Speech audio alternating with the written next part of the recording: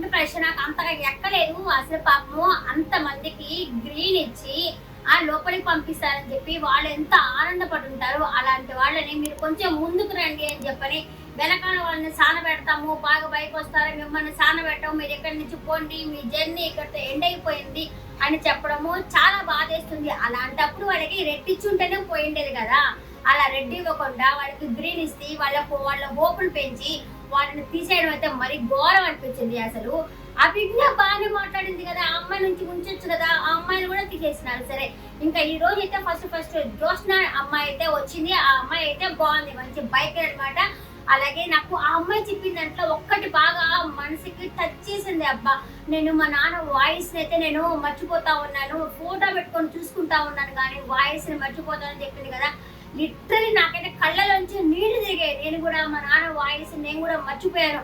మనకి దానివల్ల ఏమనిపిస్తుంది అంటే ఇంకా అమ్మ నాన్న వాయిస్ రికార్డ్ చేసి పెట్టుకోవాలి, ఎందుకంటే లైఫ్ లాంగ్ మనకి గుర్తుంటుంది కదా వాళ్ళ వాయిస్ మర్చిపోకుండా అన్నట్టయితే నాకైతే మనసుకి టచ్ అయింది. ఇంకా రెండు ఫోటో అయితే వచ్చారు, ఇట్లా డ్రమ్స్ వాయించారు, ఒక గ్రీన్ ఇచ్చారు, ఆయనతో హోల్ లో కూడా పెట్టడం అయితే జరిగింది. అలాగే ఆ తర్వాత అభిజ్ఞ వచ్చింది. అభిజ్ఞ బాగానే మాట్లాడింది, సూపర్ అనిపించింది, బాగా మంచిగా యాక్టివ్ గా ఉంది. తర్వాత హేమంత్ వచ్చాడు.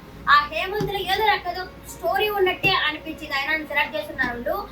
అతనేదో స్టోరీ చెప్తున్నాడు, 3 ఫ్లవర్స్ తీసుకొచ్చి జడ్జి చెవులో పూలు పెట్టినారు అన్నట్టు అనిపించింది.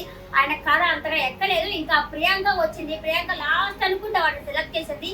ఆ అమ్మాయి ఒక యాంకరు, పర్వాలేదు బాగా మాట్లాడుతా ఉంది, మంచి రేయాలి అమ్మాయి యాంకర్ అని చెప్పేసి తీసుకున్నట్టున్నారు. సో మిగతా వాళ్ళేమో జుప్ జుప్ అని చెప్పేసి వాళ్ళు మెరుపు తీగల్లాగా వచ్చేసి కొంతమంది వెళ్ళిపోయినారు. కొంతమంది పాపము ఆయన నేను డ్రైవర్ని, మేము కొంచెం కమ్యూనిటీకి గైడెన్స్ ఇవ్వాలనుకుంటున్నాము, ఈ ప్లాట్ఫామ్కి వచ్చినందువల్ల వాళ్ళకి మంచి యూజ్ అవుతుంది అంటే మీరు మీకోసం వచ్చారా అని చెప్పి అడుగుతా ఉన్నారు. ఇప్పుడు డ్రైవర్ అన్నప్పుడు ఆయన తన కోసం అంటే కమ్యూనిటీ కోసం వచ్చారు కదా, వాళ్ళని తీసుకోవాలి కదా ఆ అమ్మాయి. అలాగే ట్రాన్స్ అమ్మాయి, నేను ట్రాన్స్జెండర్ని, నా వల్ల కొంతమందికి నాకు యూజ్ అవుతుంది మా కమ్యూనిటీకి అంటే ఆ అమ్మాయిని కూడా వద్దని చెప్పానన్న.